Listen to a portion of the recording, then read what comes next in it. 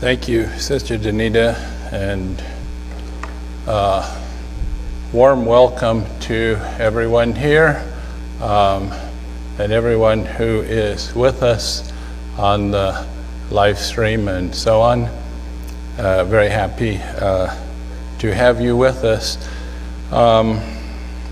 Before we start, I want to just mention that since Sister Danita mentioned arginine and citrulline, there is a molecular docking study on those two substances, amino acids basically,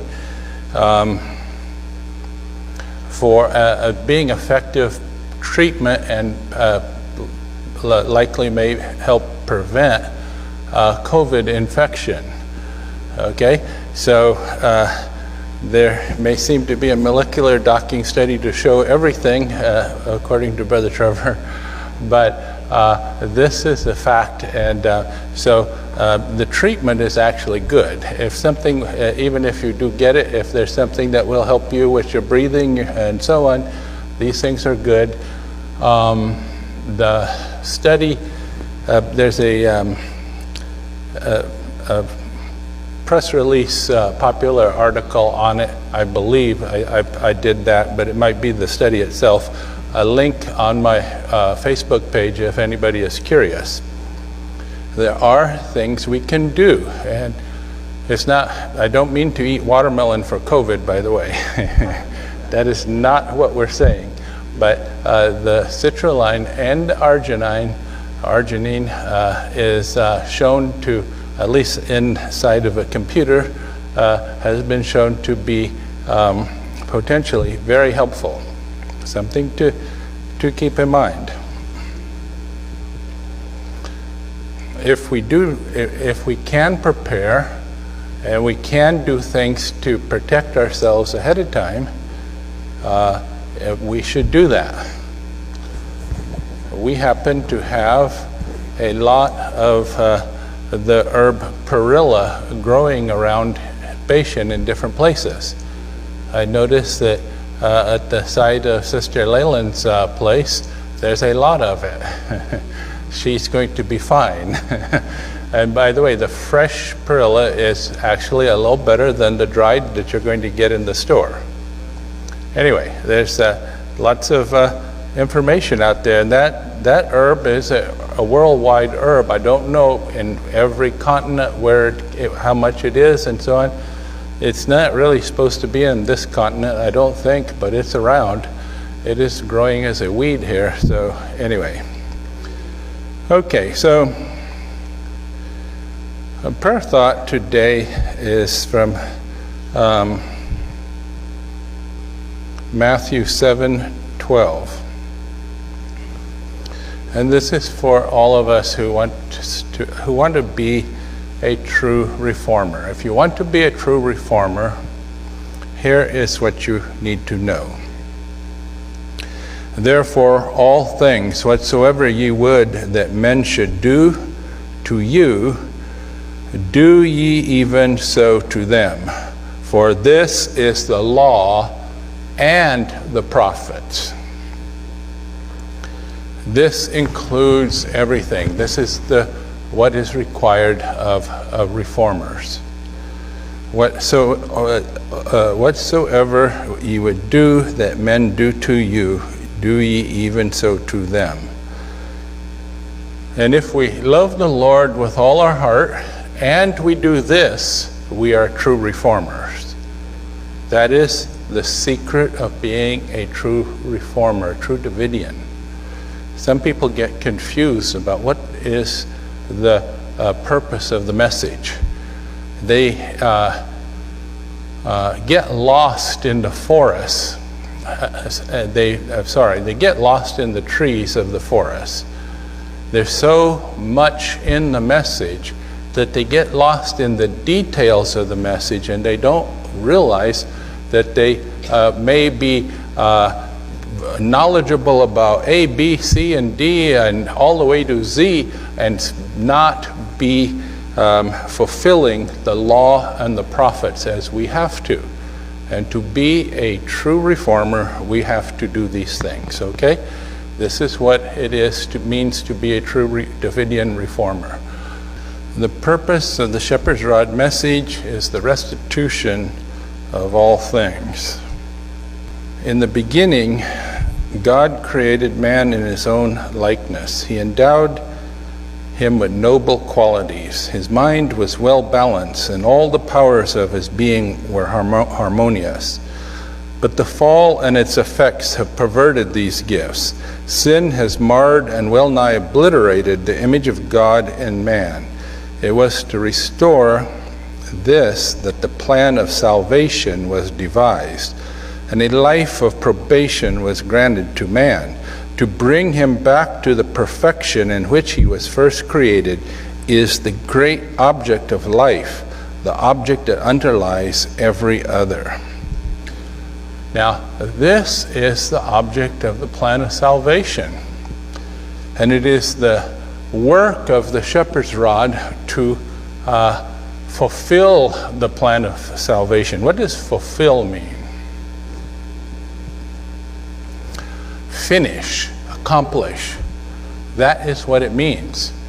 And it is the work of the shepherd's rod to accomplish once and for all, finally, the plan of salvation. And that's a remarkable thing. Throughout 6,000 years, there have been many messages, many outreaches by the Lord. And at a certain point in that time, we're going to come to the end, the last message of mercy. Brethren, that time is now, and that message is the shepherd's rod. It is the last message, the last chance, and it does finish the plan of salvation. And that's what's so wonderful about being here today, being a part of these things, understanding these things. To be part of this is of much greater importance than any of us can really understand. We all have our mind on many, many things that are trivial compared to that. Wonderful indeed is the way in which God has worked out the plan of salvation and revealed it step by step as necessary.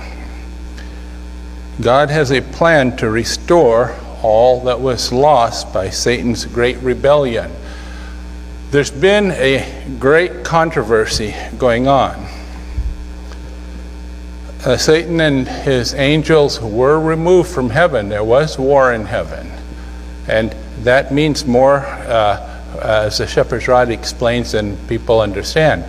But one thing is true. There was a time when their access to heaven was reduced. Their powers were reduced, and they were limited and confined here to this earth. Where is heaven? Where did this war take place? Heaven is in the center of the universe, according to the Davidian cosmology. It is in the center of the universe. Now, most of you brethren have never thought about these things, and that's okay. But your children, your college student children, are going to come home from college, and they're going to be taught about many, many things in the universe, about things that happened a billion light years away. And some of us are like, well, we don't believe in a billion light years, but we do actually. Brother Hadif was, and the message is very advanced, and we do understand that the concept of a light year. The rod teaches that. It's in the message. And what does it mean? It means that it was a great war that happened in heaven. It was when people say, well, look at this supernova over here that burned up the whole planetary system, all the planets in the system and so on. Would a good God do something like that? Would he allow that? No, he doesn't do that, and he didn't allow it. It is a side effect of sin. All destruction in nature, all death and destruction in nature comes from Satan and from sin. And he blames it on God. And there are people who fall for this and say, would a loving God allow these things to happen? No, he doesn't. And he has a plan of salvation to solve it. And that plan is moving forward and has been moving forward for almost 6,000 years.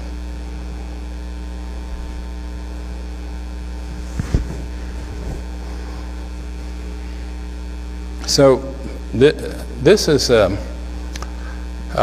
very simplified, of course, depiction of how God has worked to end the great controversy and restore all that was lost. Starting from the fall of Adam, we have Enoch. Enoch was a prophet, you know. Do we all know that Enoch was a prophet? We know he walked with God and he talked with God, but he was also a prophet. And as a prophet, it was his responsibility to teach the message of his time, to encourage the other people who were just starting to slide down into the what would be the antediluvian condition. And then we have Moses' message, very important message. It's sorry, thank you. Noah's message, very important message. So the end of the world as they knew it at that time.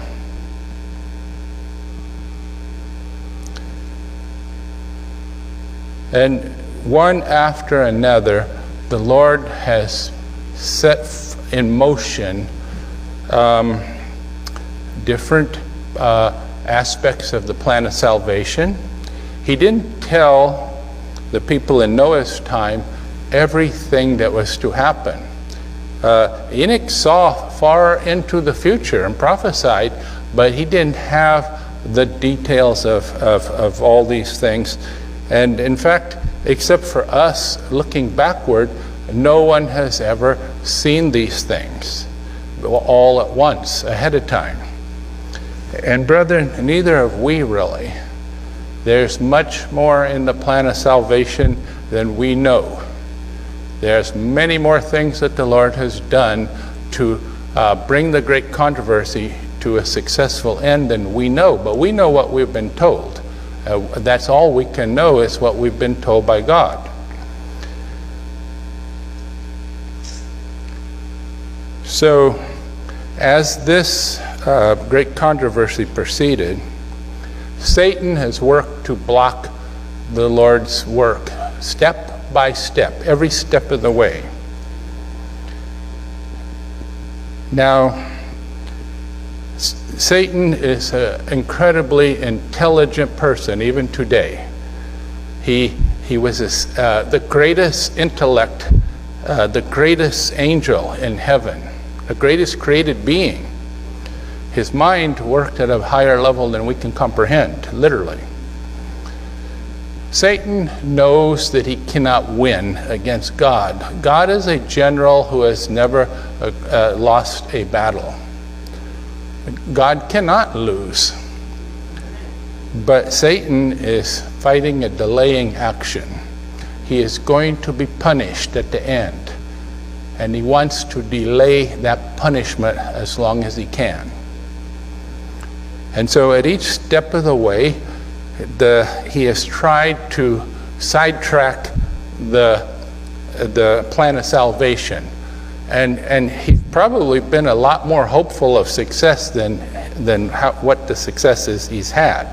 As intelligent as he has no doubt thought that he had more than 6,000 years. Okay?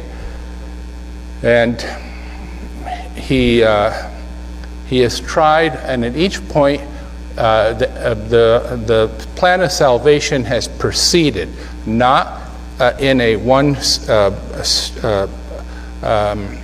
unblocked way. It has been, there have been roadblocks thrown up here, and then the Lord's work appears and keeps going, okay? One after another. And so the work of the Lord, the plan of salvation continued right down to our time. We see the Reformers' work in the beginning in the 1500s. Miller's movement, and then the three angels' message and the fourth angel's message in our day. At each point, Satan has tried to derail things. Why would we be surprised if he did not? Look what he did with the Reformers' work. He turned their work into chaos that we have today in the Protestant world, the madness. Why would we think that he would do differently with the third and fourth angel's message? He didn't do differently. He is doing everything he can to confuse, destroy, and if not destroy, block the work. But God is a general, as we said, that cannot be defeated. He cannot be in the end denied. And he has set a timetable, and he is moving forward on that timetable. It's on God's timetable, not our timetable, not on the enemy's timetable. The enemy's timetable would be 100,000 years from now, or whatever, 100 billion years if he could say that. Some of us would like to have the end of the world next year, okay? Davidians keep setting time. The newest time that I've just noticed is Ezekiel 9 is going to come in 2027, okay? That's our Indonesian brethren. And they need to be identified, and they need to stand up and take credit for this because it is just another wrong time setting, and we're not going to let them get away with it any more than poor brother Ariel with his false time setting every year until his last year, and even in his last year he falsely set time. We are not given to know these things ahead of time like that. The Lord does not give that information to all of these people running around as they are. All of these things are part of the way the enemy works to block the work. He works to discourage us. If we see the confusion in Davidia, it's like these things are so confused. I don't know what to believe. And that's what he wants people to come to the conclusion. That's the conclusion he wants you to come to. Discouragement. That is the way, one of the prime ways the enemy works, through discouragement. It's very effective, brethren. People flame out sometimes in like a nova, but more often they just kind of snuff out like a little candle, fade down. And that's such a tragedy for someone to come so far with the message that we have today and then lose their way. That is an infinite tragedy if we understood it the way the Lord understands it. So the enemy is working to derail things today just as hard as he worked in the past, okay? He's going to blot it all out if he can, but he can't. He's not allowed to. So God has a message, the shepherd's rod message. God has preserved the truth today in types and symbols to prevent it from being discovered by men of wisdom. This is a very, very important section here. This book, speaking about the Shepherd's Rod Volume 2, this book is not published to explain or comment on truths which have been previously revealed and accepted as such, but is to disclose the realities which God has preserved through many generations, not only from becoming extinct, but also preventing their meaning from being discovered by men of wisdom. You cannot understand the hidden things of God without inspiration. And any person who thinks that they can go and set time, it's going to be this year, it's going to be 2027, it's going to be any time, or to understand anything else in prophecy by their human wisdom, those people are deceived. There's no chance. There's no truth without inspiration. And anyone who is teaching that they are not inspired, you know right away that their message that they are teaching has no possibility of being truth. Right there. The human wisdom cannot reveal anything of God. The purpose of the rod is to catch people. It's not to beat people, by the way. I wish that all of you brethren everywhere in the world understand this. The shepherd's rod, power of God, the sheep, God's people. The shepherd's rod is an instrument which is used to catch sheep. The rod in this is an instrument which is used to catch people. What could it be? It cannot be anything else but some wonderful, plain, clear-cutting Bible truth which could not be contradicted. When it is revealed, it will produce serpents, people, or converts by reformation. So the rod is the instrument to catch people. It's to attract their attention, in other words. You don't literally go out and catch them with the rod, but it catches their attention when it's revealed to them, the beautiful symbols and types and how everything fits together. The chief purpose of teaching by parables is that truth may be revealed to God's children, at the same time concealed from his enemies. Remember, we said that people get lost in the trees of the forest. People get lost in the types and the prophecies. They have a vital importance, but they are not the forest itself. They compose the forest. They're part of the forest, but they are not the forest, and it's hard for people to understand that sometimes. The prophecies, the types, the symbols, these things are part of our message, but they are not all of our message, okay? Our message has many, many different aspects of truth. And when people get fascinated by certain things to the extent that they are only paying attention to certain things, and it's meant to be fascinating too, by the way. The prophecies and symbols and types are meant to catch you, okay? They have a use. But if you don't understand what their purpose is, and you get carried away, what happens with people, Davidians start thinking about doctrine. And some of them think about Elijah too much. Well, what happens with these people is they develop a monomania. Sister White says they are monomaniacs who are sane about every subject except one. I'm not sure that all of these prophets are sane about everything, but they're certainly not sane when it comes to their idea that they are Elijah. That's not sane. It's not something that you can just make a mistake on, and one day you're reading, you say, oh, looks like I'm Elijah. Okay? None of you have ever done that, and I trust that none of us will ever do that.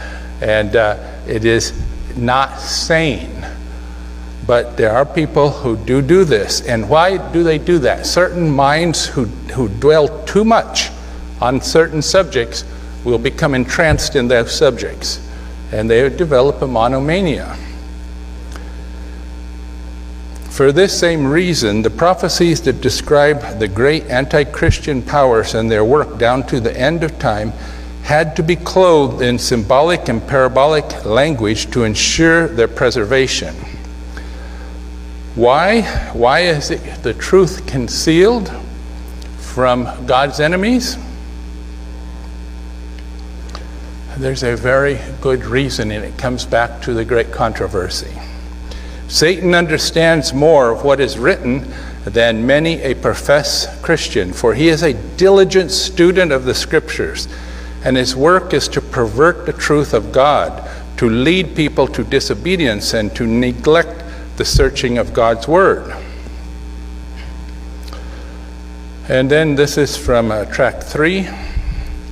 Thus it is remarkable to note how wonderfully God has worked out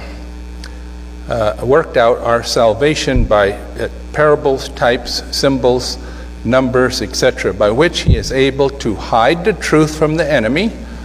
Why hide the truth from the enemy? Because he wants to pervert the truth. He wants to block the progress of the of the plan of salvation, by which he is able to hide the truth from the enemy and make it known to his saints in the time of need. Exclamation point. That's pretty big news, brethren, all right. It tells us something other people don't know. It is even new light, you might say, from the rod, of course. Okay, but it's true. Satan will try to pervert the truth, and so the Lord restricts his understanding of the truth by hiding these things in types and symbols. Our duty at the present time is to confine our efforts within the denomination. Nevertheless, the Shepherd's Rod Volume 2 contains also the message for the world. Now, the Shepherd's Rod contains the message for the world. It is the last message, and there is no other messages to come. There was always going to be a time when we come to the last. The Shepherd's Rod message says it's the last repeatedly. If it is true, then that is true. We're at the last. If it's a false message, then we need to stop paying attention to the rod.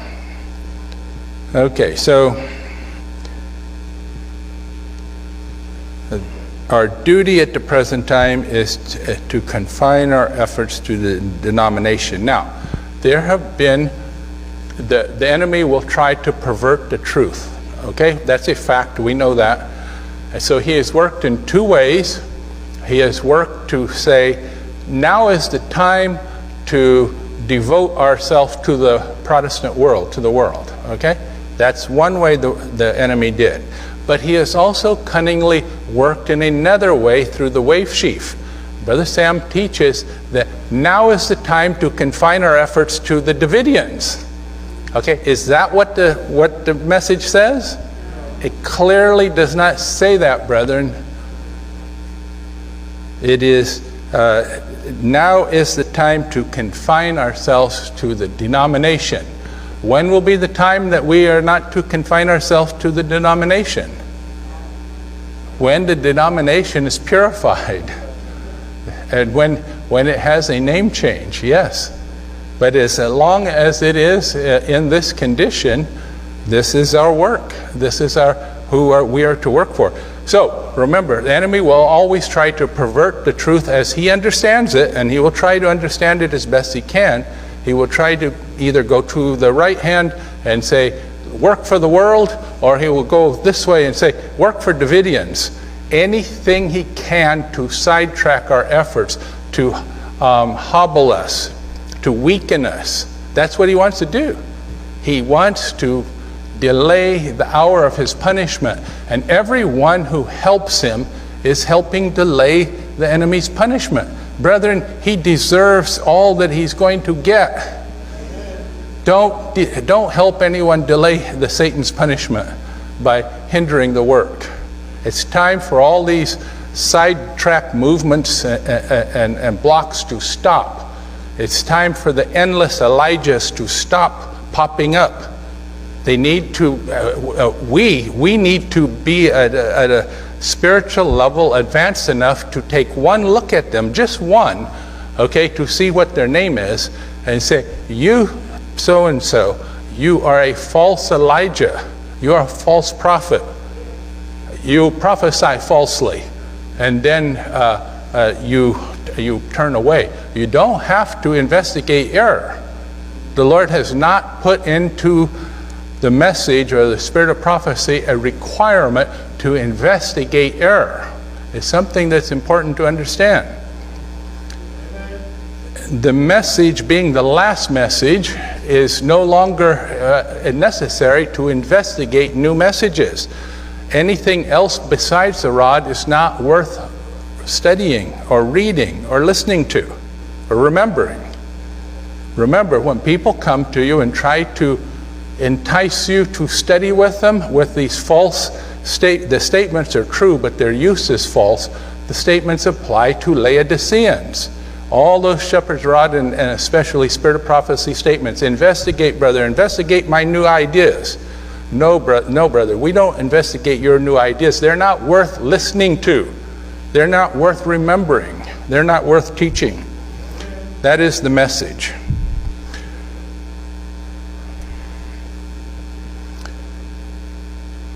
Now, in this great controversy, in this plan of salvation, the message teaches this: no one is lost for believing a false interpretation of a prophecy before the truth is revealed.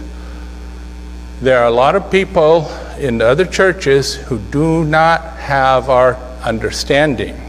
It has not been revealed to them. They're not lost, brethren, if they are true Christians living the truth that they have, which they have received from the reformers.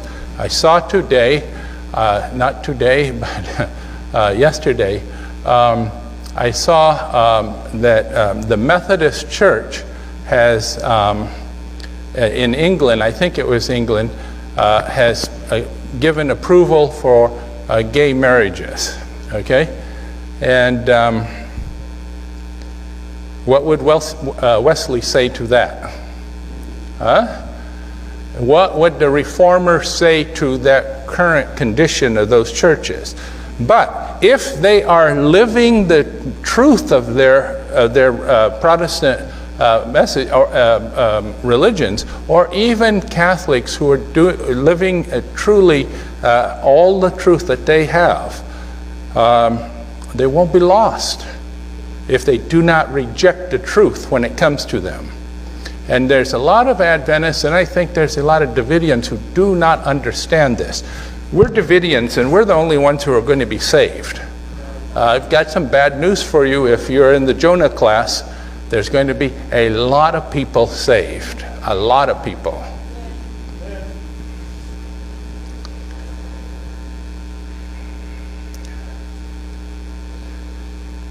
No one is lost for believing a false interpretation of a prophecy before the truth is revealed, provided the false interpretation does not draw him away from some other truth. And that is where Davidians get into trouble, and that is why you need to stay with the message.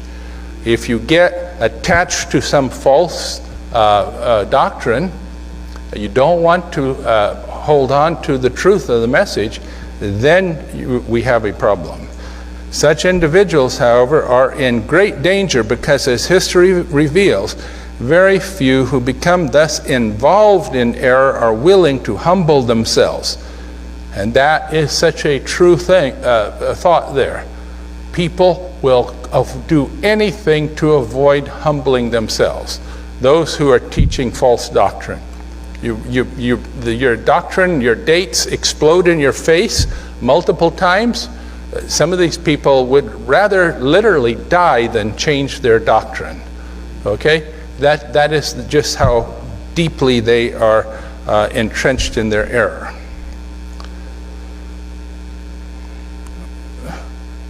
Very few who become thus involved in error are willing to humble themselves by renouncing their errors and accepting the truth when it is made known. They are consequently in constant peril of sinning against the Holy Ghost. And being acutely aware of this, Satan misinterprets the prophecies before they are divinely revealed. He realizes full well that many unwilling to be corrected and to exchange their errors for revealed truth will thereby be led to eternal ruin, his great aim in his wicked life. And Satan will misinterpret the prophecy skillfully to deceive you. If you have IQ of whatever he has, the highest human IQ is about 200, okay? The average IQ is 100, okay? Now, if you look around you, our IQ is going to be like 100. That's how we are. That's okay, that's normal. The highest IQ is 200. What do you think Satan's IQ is? It's a lot more than 200, brethren. Well, it's higher, I don't know.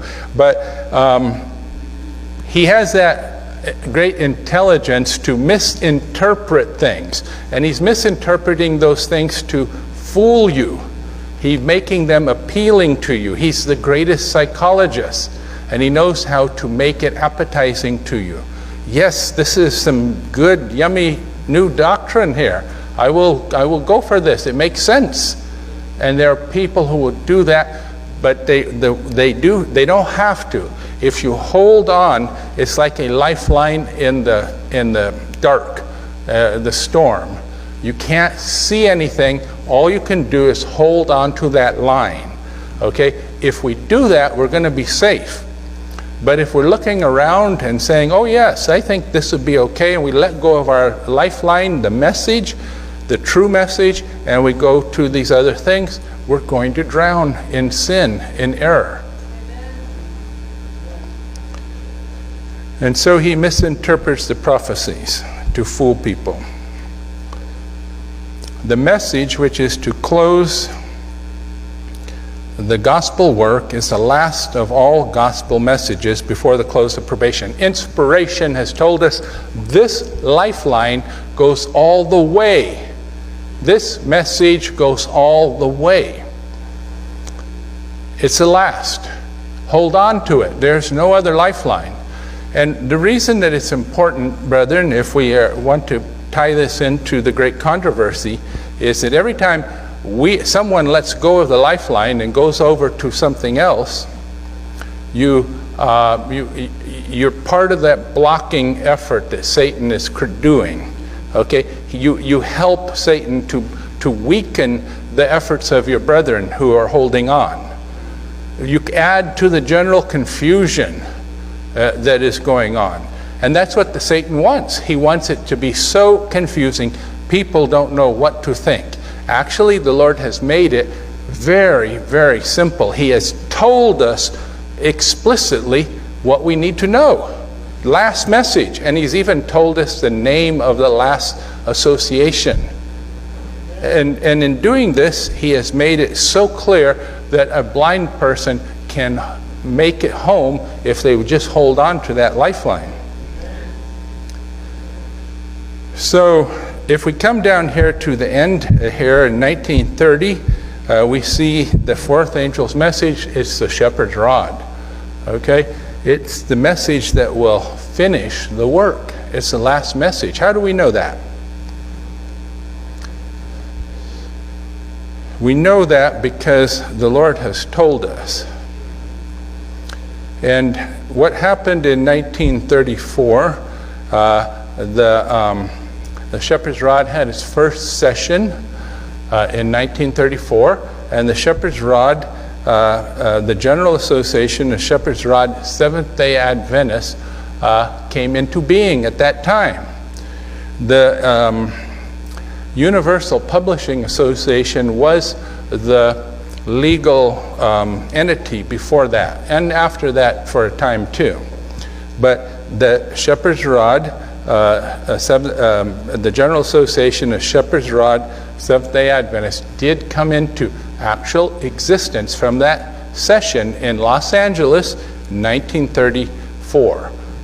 We have some things from that. There's a picture from that time. We have some other little documents, a few little things, not very much. But it's true, the session did happen in 1934.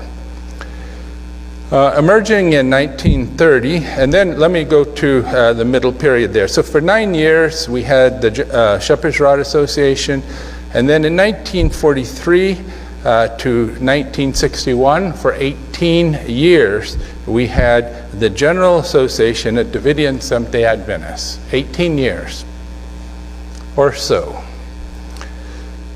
And then emerging in 1930, Brother Haddoff writes, from within the Seventh-day Adventist denomination, the Church of the Laodiceans, the Davidian Seventh-day Adventist Association has ever been committed to the prophetic work predicted in Isaiah 52:1 of preparing the Laodicean church, the last with the tares among the wheat, for the final proclamation of the gospel in all the world.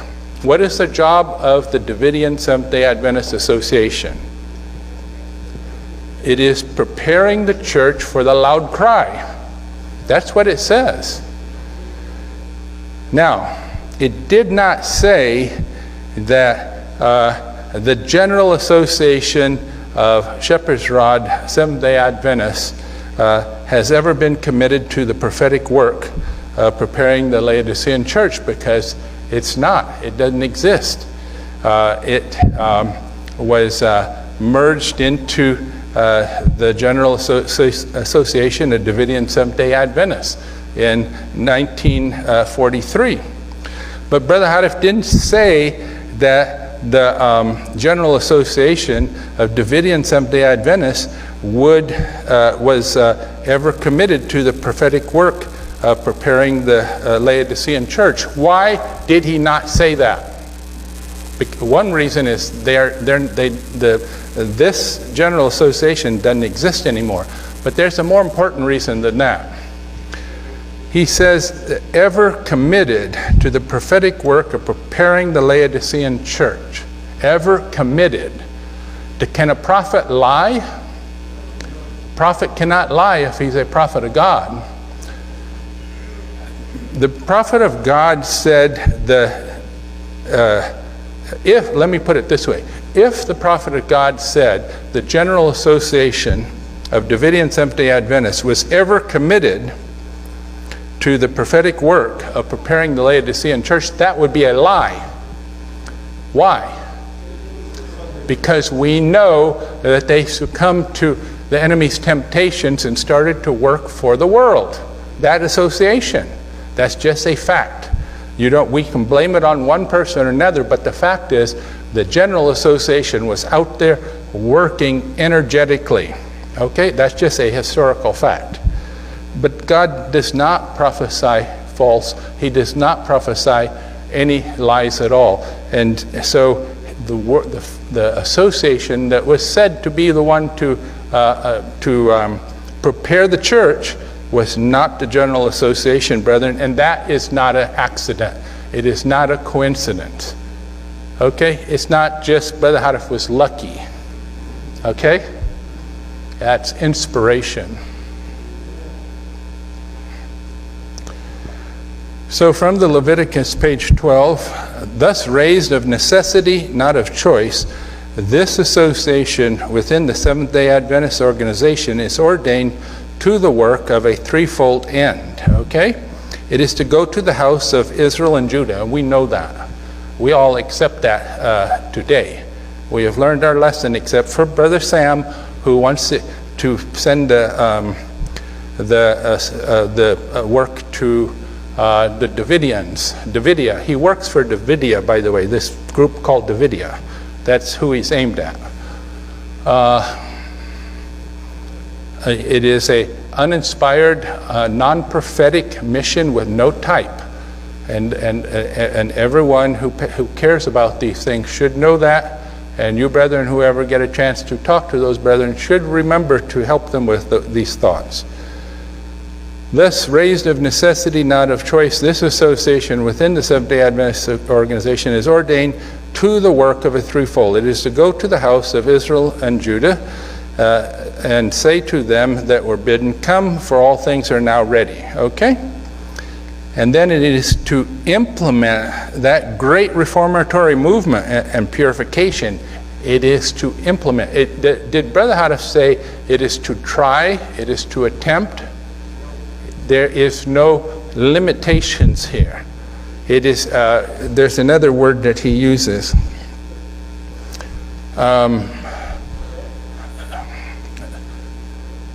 Does he say that they are to make preparation? Let's read it this way. Accordingly, this association is to make preparation to implement the great reformatory movement and purification. Did he say that? He did not say that. He did not say that this association is to make preparation. What he said, it is to implement. That's a big thing, brethren. These things count. I'll give you a very excellent example of reading comprehension that you need to understand why it counts. Every single word counts in the rod. Remember, things are being hidden from the enemy beforehand. But let me give you this example. In the code, there is a statement that seems to say that Brother Houteff was not previously married. Everybody who reads that, almost everybody, will read that and come to a definite conclusion. Brother, he was not married. But that's not what the statement says. And you have to read it carefully, and you understand that Brother Houteff was married previously. Okay? And I don't say that to you lightly, and I'm not saying it to trouble anyone. All I'm saying is, how readest thou? How much do we comprehend, actually? Okay? So when God says to implement, let me come back. Accordingly, it is to make preparation to implement. This is right where I'm reading. Accordingly, it is to make preparation. Do you see that? Make preparation to implement the reformatory movement. Brethren, it's not there, but the point here is that it is, every word counts with Brother Houteff, with the Lord. And he does this for a reason. There is a reason for everything. Our general has never lost a battle. The enemy thought he had a long stretch of tomorrow. He doesn't. Things are going to wrap up in righteousness a lot faster than we think today. Not as fast as the enemy now is pushing things. 2027, there was 2021 for a while, but that date is not a good date anymore, of course. So they are moving it to 2022 and 23, and they'll march it right up. The enemy will. But here's the thing. There's going to be a date when it does happen, and it's not so far away. And this association right here that it's talking about is going to implement these things. And then, with a loud cry, this association is to go into the highways and hedges, Luke 14:23, preaching the everlasting gospel unto them that dwell in the earth, and to every nation and kindred and tongue and people. Brethren, if we're faithful, I believe that there are many of us here today who will be part of that. And this is the good news. This association. Why did God have to do it this way? He did it so explicitly because he knew being the great general that he is, that there would be craziness here at the end times, madness, deception and lies of every imaginable kind. And so the truth would have to stand out and be highlighted in plain language. It was, let's see, it's 65 years, 75 years.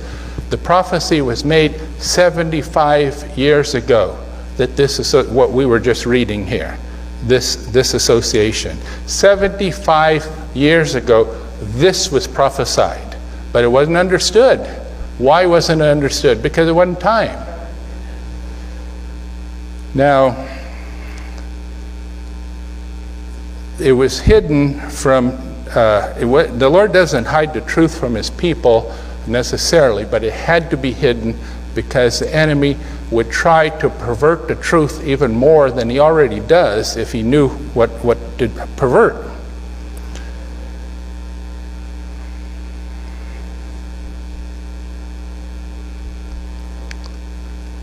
Now the thought that I want to touch on here too is that each step of the way, God has a plan and he is succeeding.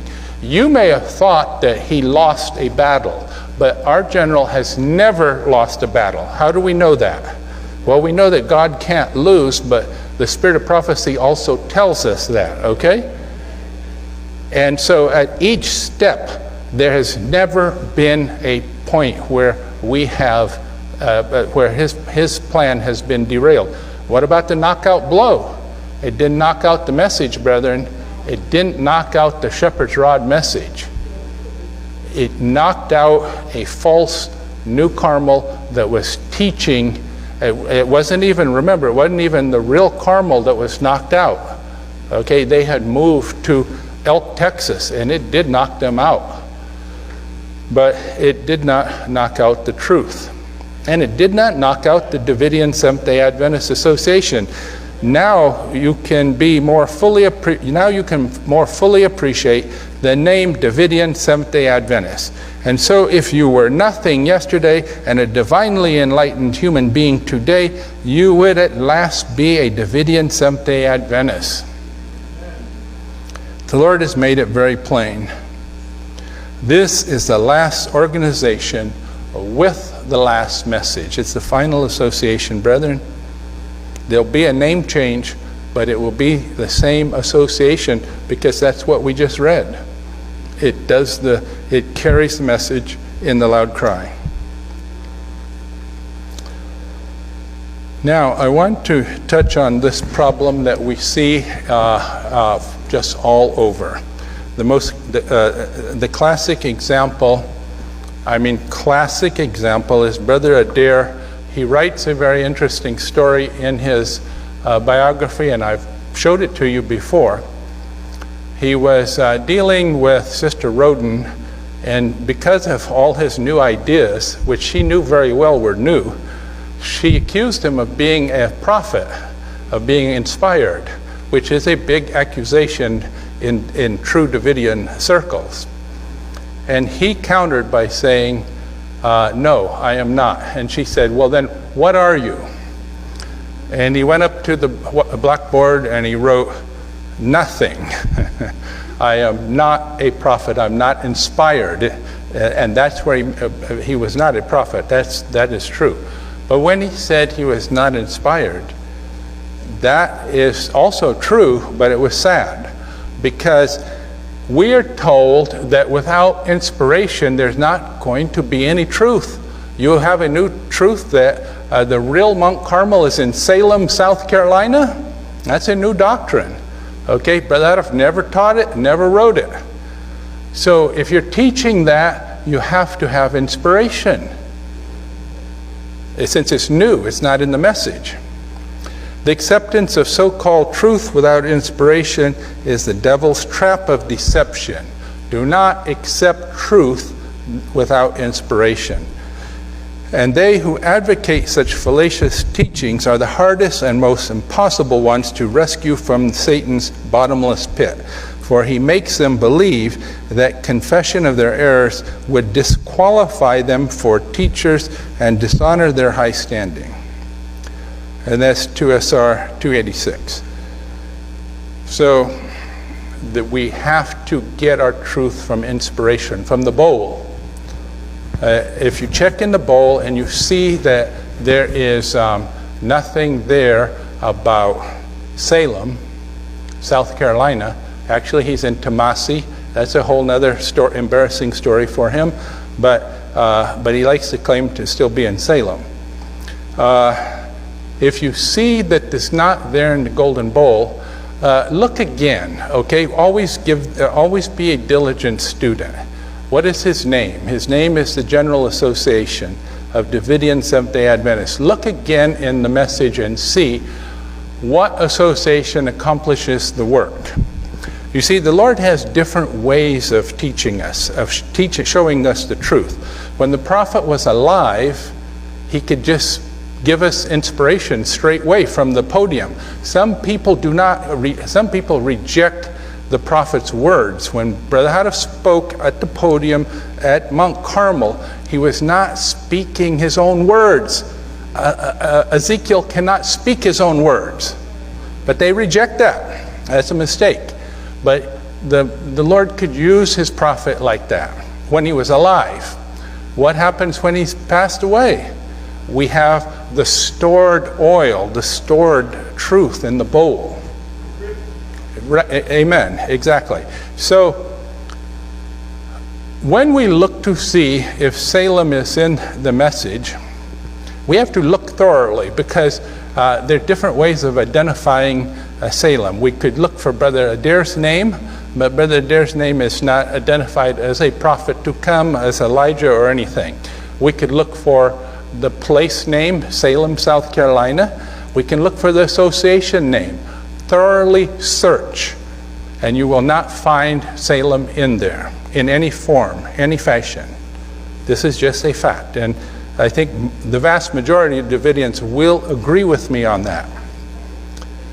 So, how did God tell us where the next good spiritual pasture was? The next headquarters. We know that this is a prophetic message. He must tell us the message, the prophet must tell us either from when he was alive or through his stored words in the bowl. And this is one of the problems that people make. They want everything to work the way it worked before. The Adventists want the new prophet, Brother Houteff, to be exactly like the prophet they know. Okay, they want to show the same physical signs. What physical signs did he have? They want him to be a visionary prophet, and so on. Well, the Lord does not work the same way every time, and we don't know why exactly, except that if he did work the same way all the time, it would be predictable, wouldn't it? If you were the enemy general, you would like, oh, he always does the same thing. Let me move over here and block him. Okay? Well, he doesn't do the same thing. And so the only way that we can understand where we should be today is through the bowl. Okay? We don't have anyone to tell us this. Brother Houteff is not alive. So let us look again. Where does is Bashan in the message? Bashan actually is interpreted as a good spiritual pasture. But that's all Brother Houteff says. All he says is these places were places of good places of good spiritual pasture. Now, should Brother Houteff have said something at that point? Well, not really, unless you want to criticize God. But Brother Houteff also did not interpret Carmel ahead of time. He never said one word about Carmel ahead of time, except what is in 1SR 243. But he did not interpret it, and we know that he did not even know about Carmel in the message. How do we know that? Because the prophet says so himself. Yes, he does. In 1 Code 14. And so Brother Hanif, if he did not know about Carmel, could not know about Bashan, and he didn't say anything. But what he did do, and what was put into the message, into the golden bowl, was a peculiar statement.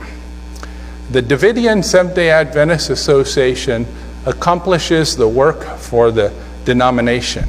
It was said that, and then it was repeated a number of times. And that sat there, unknown, untouched, safe and sound from the enemy. For all these years, 75 years, until recently, nobody wanted the name Davidian Seventh-day Adventist. People did not want that name. And so until recently, there was no one else. And so it's still very easy to know who is the association that God is going to use to accomplish the work. Why is it easy? Because God himself has told us the name. Brethren, if God says something to us and we ignore it, we are in a situation worse than Israel of old, when they ignored the prophets, because this is in black and white. It's been sitting there for 75 years. It's prophecy. Prophecy that all of a sudden is ready to take effect. And it takes effect by being understood by Davidians, by being accepted. And then as we understand that, brethren, that there is going to be one association, do you want to be in the association that accomplishes the work, or do you want to be in the association that is not going to accomplish the work? I want everyone to think about that, because what we want to do, I hope, is to hasten the end of this great controversy. That is what we care about. We don't care about fussing who will be first, who will be greatest, and so on. That's not the name here of the program at all. The problem that we face today is we are coming down to the end of time. Things are getting difficult. They're not difficult yet. We're not having the trouble yet, brethren. If you think we're having trouble today, wait another year or two or three. The enemy has got much more trouble for us, and if we would like to fuss and argue about who is going to, we're standing here at the side, and we're all arguing, who is going to go into the vineyard and finish the work? Me, no, me, and back and forth we're arguing. And none of us are really going in there to accomplish the work. We're just playing around on the edge. And we're getting in each other's way too, which is unforgivable. So for the real Davidian associations, I hope that, and real Davidians wherever they are, and there, brethren, there are real Davidians everywhere and in every association. And I hope that real Davidians will care about what Elijah the prophet prophesied 75 years ago, because we need to come together and get this work done. It's time, brethren. And if we want to wait, things can get harder. We can personally suffer more, and if it's the Lord's will that we suffer and even die, that's fine if it's His will. But if it's not His will, and we're going to suffer and die because we just can't agree with each other on coming together to finish the world, that's not okay. It is not okay at all. And I hope that we will come together and finish the work here in the way that the Lord wants us to. And here is our last thought. To me, these statements are so encouraging. And whether I live to see this or not, brethren, and whether you live to see this or not, it is so encouraging to know that our efforts are not going to be wasted. Inspiration thus shows that our efforts with this message are absolutely certain to effect the greatest reformation of all time, that the children's rebuke to the mother is surely to bring peace and happiness to the household of God. We, therefore, have every reason to be as positive of winning and as anxious to work as was ancient David when he faced the giant Goliath. We're going to win this one. Now is the time. We've come down to the end. When I said almost 6,000 years, I kind of hesitated because actually it is 6,000 years. And that's something that you might be surprised to hear, but by the message teaching, it is.